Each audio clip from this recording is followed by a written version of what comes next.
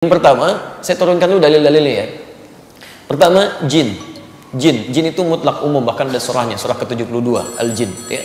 Jin pertama diciptakan sebelum manusia. Quran surah ke-15 ayat 27, posisi paling kanan sebelah atas. Tapi ketika disebutkan jin selalu bersanding dengan manusia. 18 kali disebutkan dalam Al-Quran. Di antara contohnya Quran surah ke-51 ayat 56. Jin berubah menjadi iblis. Quran surah ke-18 ayat 50, posisi paling kanan di pertengahan. Iblis berubah menjadi setan. Quran surah kedua Al-Baqarah ayat ke-36, posisi paling kiri di pertengahan.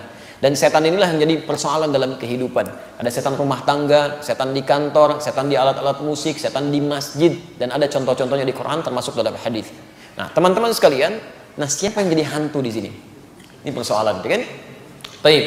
Kalimat hantu ya, menunjuk pada gambaran hal yang sangat ditakuti, ya, sangat ditakuti atau tidak diinginkan. Hal-hal yang terkait dengan demikian umumnya dua hal saja. Satu, jin. Jin ini penting Anda ketahui ya, dalam kajian yang sangat umum sekali. Jin ini saat diciptakan oleh Allah Subhanahu wa taala dahulu sebelum manusia. Jadi jin duluan baru manusia. Dalilnya Quran surah 15 ayat 27. Wal janna khalaqnahu min qablu min naris samim. Jin kami ciptakan sebelum manusia dari api yang bergejolak. Namanya disebut dengan jin. Jin itu dalam bahasa Arab itu punya tiga arti. Satu, sesuatu yang tersembunyi. Disebut jin karena dia tersembunyi. Ingat ya, fitrah dia tersembunyi, nggak nampak. Makanya lawannya ins di Quran. Kita manusia. Ya ma'syaral jinni wal ins, wa ma khalaqtul jinna wal ins. Jin tersembunyi, ins nampak. Makanya ketika jin disebut tersembunyi, disebut dengan jin. Manusia disebut nampak, disebut dengan ins. Itu fitrah yang bertolak belakang. Nah, kalau ada keluar dari fitrah ini, berarti dia sedang punya masalah. Misal, jin fitrahnya tersembunyi, tiba-tiba jin melakukan penampakan, berarti dia sedang keluar dari fitrah, sedang punya masalah itu jin. Betul, sama dengan manusia yang biasanya tampak senang sembunyi-sembunyi, ke rumah sembunyi-sembunyi, ke masjid sembunyi-sembunyi, ketemu teman sembunyi-sembunyi. Itu tidak ada lain dengan bukan itu, maksudnya tidak ada lain dengan keadaan yang sedang keluar dari fitrah, bukan sama dengan jin, berarti sedang punya masalah.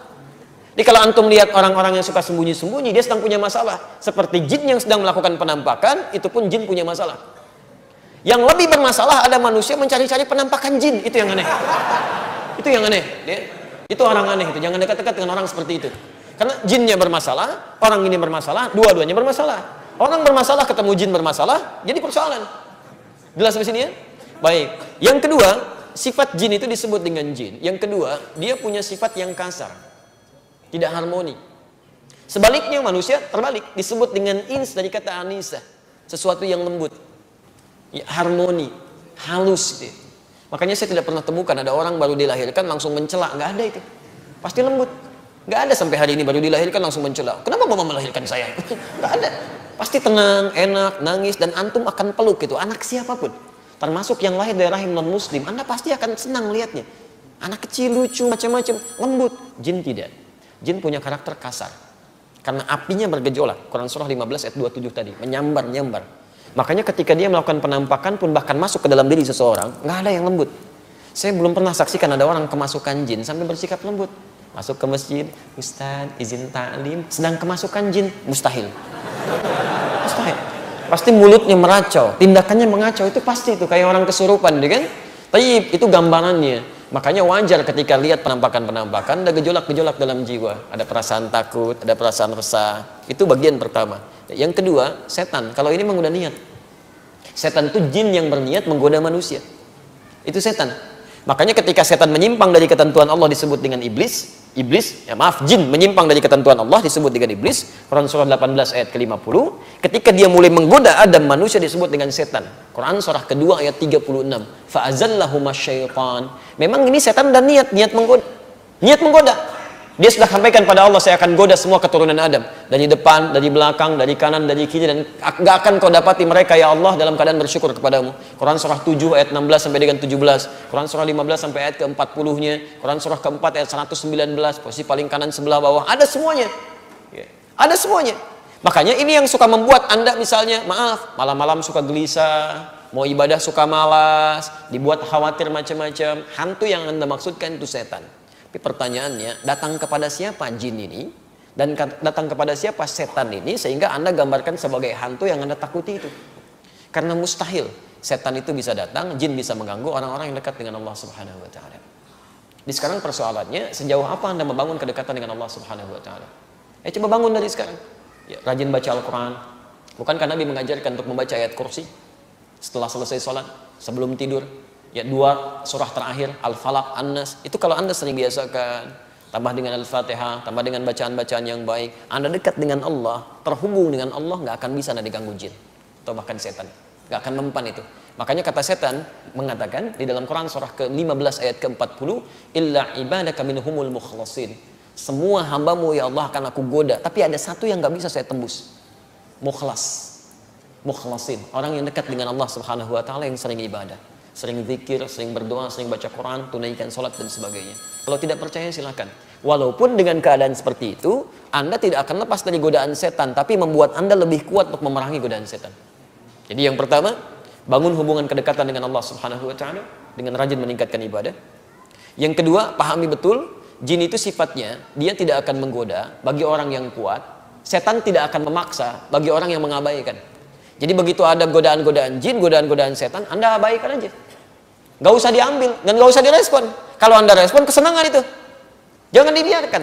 Jadi begitu Anda misalnya ada penampakan macam, jangan dibiarin. Ya, maksudnya jangan Anda respon, biarin aja, abaikan aja seakan-akan gak ada.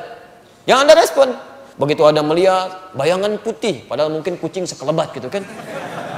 Ada jin di situ, Masya Allah, mulai khawatir, setan masuk. Begitu Anda khawatir, setan masuk. Setiap lewat kalimat itu, tempat itu, pasti Anda merasakan kegelisahan. Apalagi kalau sudah masuk dalam, maaf, jebakan-jebakan setan yang selanjutnya. Ya, simpan di situ makanan supaya nggak datang lagi. Simpan buah-buahan supaya nggak muncul lagi. Itu sudah kotor di situ. Ya. Yang ketiga, hilangkan di rumah Anda, termasuk kepribadian Anda, hal-hal yang disukai oleh hantu tadi, jin ataupun setan. Misal, maaf ya, maaf, suasana tempat yang kotor. Jin senang, karena makanannya yang kotor-kotor. Ya, kotoran, makanya tempatnya di kamar mandi kan. Tempat yang paling kotor. Kalau Anda kelamaan di kamar mandi, itu senang tuh. Jin setan senang. Makanya jangan lama-lama, selesai keluar. Cek lagi ya di tempat-tempat yang tidak disukai. Ya, misal patung-patung yang tidak disukai, kan? Gambar-gambar yang tidak disukai, hindarkan semua itu.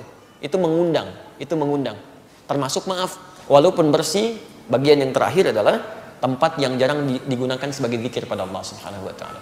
Antum diamkah? Nggak pernah dipakai zikir. Itu insya Allah itu hantunya datang sendiri. Nggak antum datang, nggak antum undang, datang dia. Datang. Ya, itu silahkan aja kalau nggak percaya. Apalagi kalau ruangannya banyak, nggak pernah dipakai sebagai zikir. Nabi pernah menyampaikan, ya, ada 4 ruangan. Ruangan pertama untuk suami istrinya, ruangan kedua untuk anaknya, ketiga untuk yang bantunya, yang keempat untuk setan.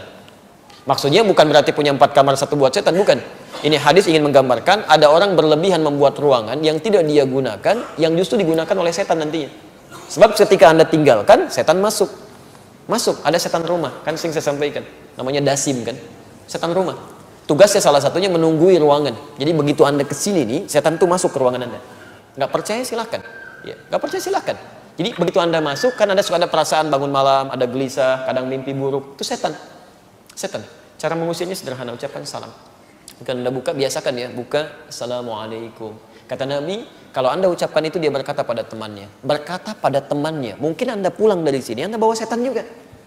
Betul, di belakang ikut mungkin. Ada setan masjid kan, namanya khanzab.